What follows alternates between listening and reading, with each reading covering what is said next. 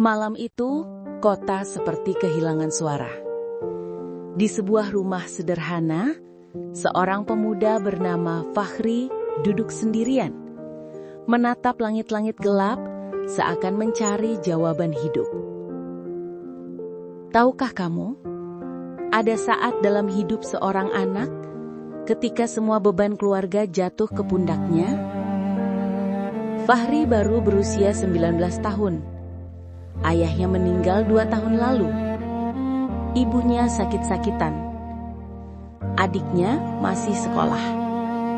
Hidup mereka pas-pasan. Tapi Fahri selalu bilang pada dirinya sendiri, selama ibu ada, aku punya alasan untuk kuat. Nah, suatu malam ibunya tiba-tiba pingsan ketika hendak mengambil air wudhu. Fahri panik.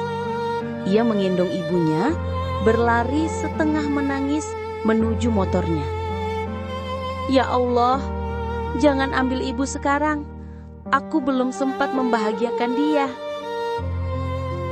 Di ruang perawatan rumah sakit, Fahri duduk di samping ibunya. Tangannya menggenggam tangan ibunya erat, seakan ketakutan kehilangan. Bu, maafin Fahri kalau selama ini belum jadi anak yang baik.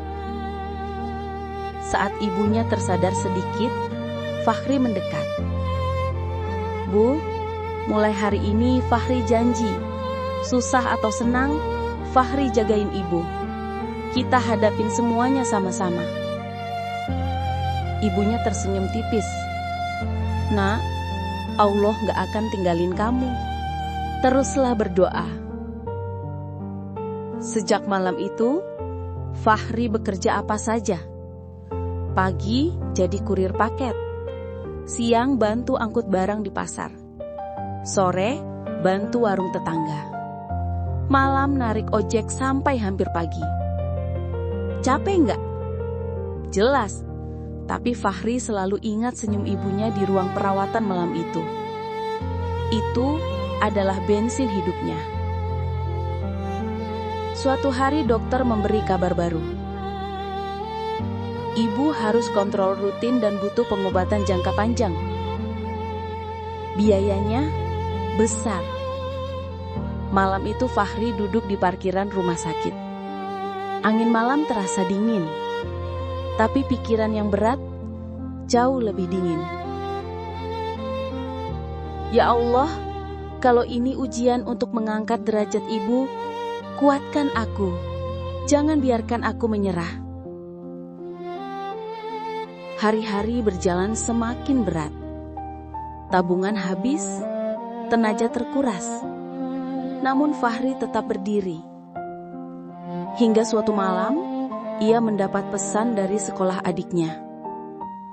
Biaya daftar ulang belum dibayar, batas besok.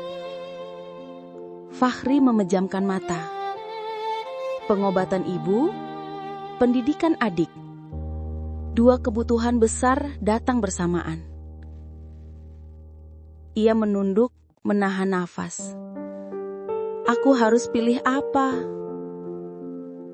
Tetapi ia ingat kata ibunya, Allah gak akan tinggalin kamu. Fahri bangkit, ia usap wajahnya, lalu berkata dalam hati, selama aku masih berdiri, keluarga ini gak akan jatuh. Malam itu juga Fahri keluar rumah mencari pekerjaan tambahan. Meski jam menunjukkan pukul 2 dini hari. Beberapa hari kemudian, tetangganya, seorang ibu tua memanggil Fahri. Nak, bantu ya. Anak ibu mau lulus dari pondok. Uang pangkalnya belum cukup. Ibu bingung harus gimana. Fahri terdiam. Itu persis seperti kondisi keluarganya. Tanpa banyak kata, ia merogoh kantongnya. Uang hasil kerja kerasnya semalam, ia berikan seluruhnya. Ibu itu menangis sambil memeluknya. Ya Allah nak, semoga Allah balas kebaikanmu berkali-kali lipat. Malam itu Fahri pulang tanpa uang. Tapi hatinya entah kenapa terasa lebih lapang dari sebelumnya. Sesampainya di rumah, ia melihat ibunya duduk di ruang tamu. Lebih sehat dari sebelumnya. Wajahnya cerah, senyumnya hangat. "Nak, tadi ada orang baik bayarin kontrol ibu. Katanya ada anak muda baik yang Allah jagain. Kamu kenal?" Fahri terdiam. Matanya berkaca-kaca. Dalam hati ia berkata, "Ya Allah, Engkau balas kebaikan kecilku dengan cara yang tak pernah aku duga."